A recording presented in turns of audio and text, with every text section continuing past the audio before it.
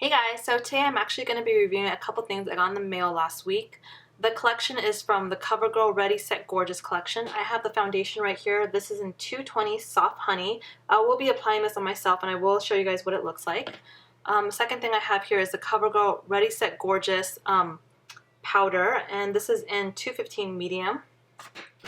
And I also have the Covergirl Clump Crusher. Just looks like this. I actually don't wear that much mascara, but I will test this out. I will let you guys know how this works out.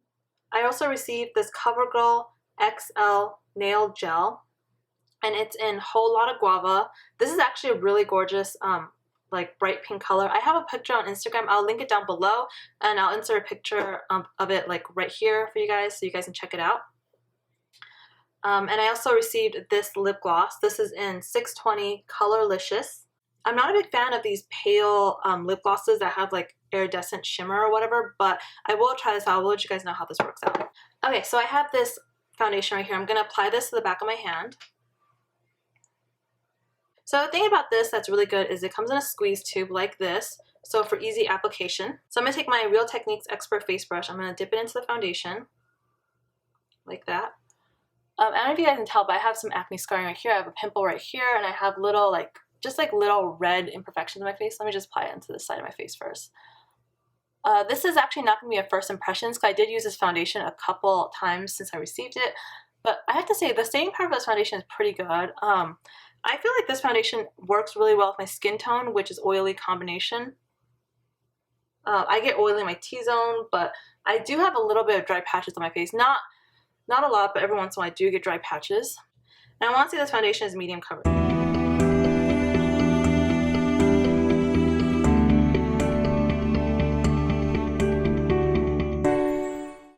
I have to give props to this foundation. I feel like this foundation covers a lot of like my imperfections, and this foundation is actually really good for those of you guys out there who have like acne scars or just like any kind of like even if you have like hyperpigmentation or whatever. I feel like this foundation does a really good job of covering all that stuff up.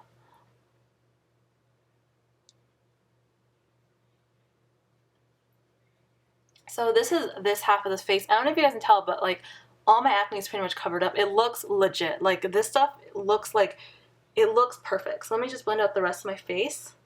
I don't know if you guys can tell, but this part of my face is kind of red. There's like little like bumps and stuff like that, which is fine. So I'm just gonna go in with with the brush. I'm just gonna blend it all out and add a little bit more foundation to the back of my hand.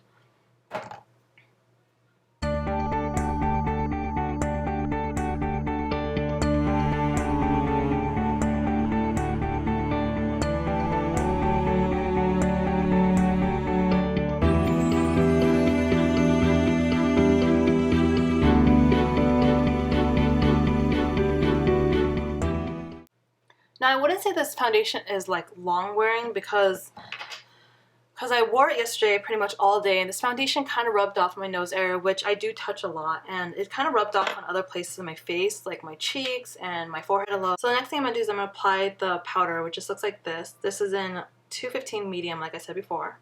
I'm going to take my Real Techniques buffing brush. I'm just going to basically buff out the powder on my face.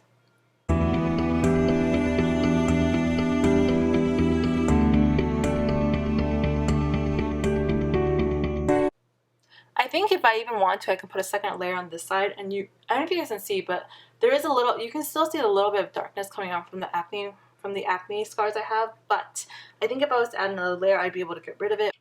I don't really want to add an extra layer because I don't like how thick makeup usually feels. Even though this doesn't feel really thick on my face, I just don't like adding like a lot of layers to my makeup. So this is the final look. Yeah, I'm going to put it on the rest of my face, and I will come back and show you guys what the rest of the makeup looks like. So this is what my face looks like after I finished with all my makeup. I don't know if you guys can tell, but this foundation is pretty good. Basically, the back of it says, one simple step for a flawless, natural look that lasts all day. The formula blends easily to even skin tone and reduce shine all day. Now, I'm not going to say it lasts all day, but it does blend easily, and I feel like it doesn't really reduce shine all day. I feel like it does reduce shine to a point where like my face doesn't look as shiny, but like throughout the day, of course, my face is going to get shiny, especially my T-zone, which is my nose area, a little bit of my forehead. The rest of my face is pretty much dry or normal skin. I'm gonna say this foundation blends easily, but I'm not really standing by the facts that it says lasts all day and that it reduces shine all day. It does reduce some shine on my like T-zone area, but it doesn't reduce it to the point where like I have no shine. So that's for the first thing. The next thing I'm gonna do is I'm gonna open this lip gloss, which I haven't even opened up yet. It has this really pretty kind of like pale pink kind of color. It just looks like this. I already have a lip color on, but let me see what happens if I layer it on this. I'm actually wearing the NYX Soft Matte Lip Cream in Canis, and it just looks like this. I mean, this is just a regular standard lip gloss to me. I don't find this one to be particularly great or whatever, which is fine. I don't think this color is technically for me because I like bright reds or like hot pinks and just I like bold colors, and this one's kind of more of a nude color for me, which is why I put the NYX color on my lips beforehand, because I kind of wanted to try something neutral.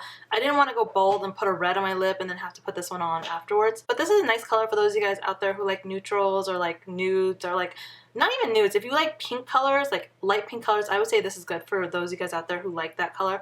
I don't particularly find that color to be as good as other colors I've seen from Covergirl or from any other brand. I feel like this color is kind of, I'm not gonna say boring, but it's kind of bland for me.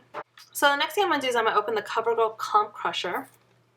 Now be warned beforehand, my lashes are pretty sparse. I don't have that much like volume in my lashes, which kind of sucks. I read reviews on the Covergirl Clump Crusher, and a lot of people say that this mascara is really good with if you use another mascara to volume your lashes and you get those clumps in your lashes. This mascara will basically even out those clumps. So let me just open the top. So like this. This is the wand. The wand is curved like this. I think you're supposed to use, I believe you're supposed to use this side, the part that curved upwards for your lashes. I don't know. I'm not really a big fan of mascaras. And I got the color 800 Very Black. So I'm gonna just pump it up a little bit like this.